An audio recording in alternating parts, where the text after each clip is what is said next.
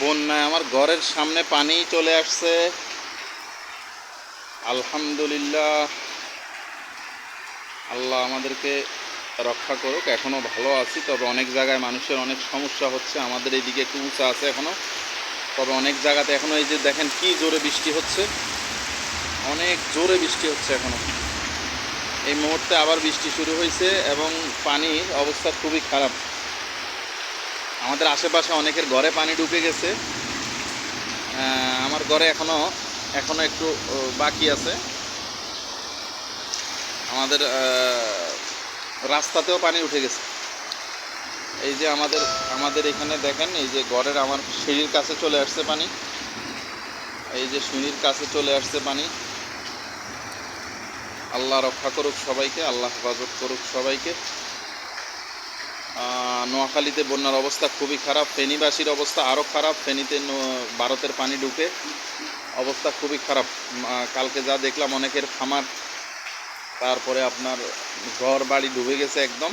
মানুষ তালের উপরে অবস্থান করতেছে, এরকম পরিস্থিতি। ওখানে উদ্ধার কাজ করতেছে, উদ্ধার কাজ চলতেছে। মানে মানুষ নিজের পায়ে হেঁটে স্থান পরিবর্তন করার ক্ষমতা মানুষের নাই, এত পরিমাণ পানি। এই যে আমাদের এই বাড়ি ঘর দেখেন সব ডুবে গেছে। এখনও আশেপাশে অনেক বাড়িতে ঘরের ভিতরে পানি ঢুকে গেছে। এই যে আমার উঠানে এখন প্রায় আধা ফুট পানি আছে।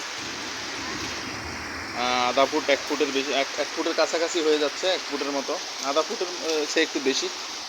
তো যাই হোক, মনে হয় যে বৃষ্টি হচ্ছে আজকে, পানি এই সিঁড়ির কাছে চলে আসার সম্ভাবনা আছে। আল্লাহ আমাদের রক্ষা করুক। আর অল্প একটু বাকি ঘরের, এই যে এতটুকু উঠলেই পানি ঘরে প্রবেশ করবে।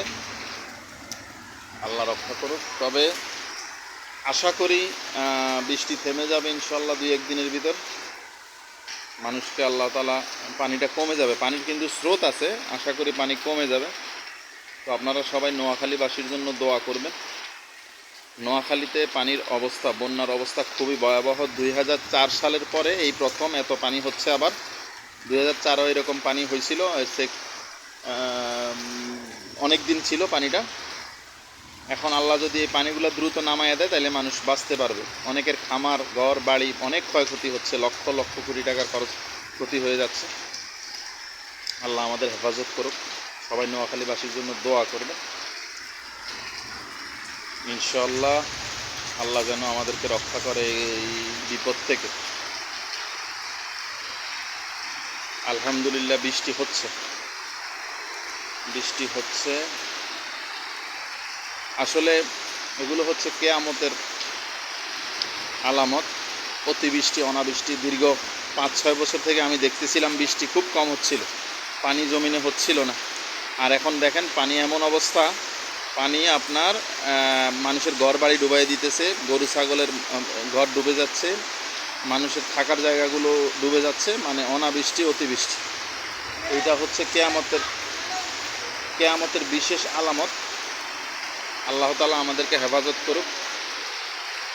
এগুলো অনেক দিন থেকে হচ্ছে, আমরা বুঝতেছি না, মানুষের আসলে জ্ঞান অর্জন করি না। এই সমস্ত বিপদ আপদ থেকে আমাদেরকে শিক্ষা নেওয়া উচিত। আল্লাহ যেন আমাদেরকে হেফাজত করে দুনিয়া এবং আখিরাতে। আল্লাহ যেন আমাদেরকে ক্ষমা করেন।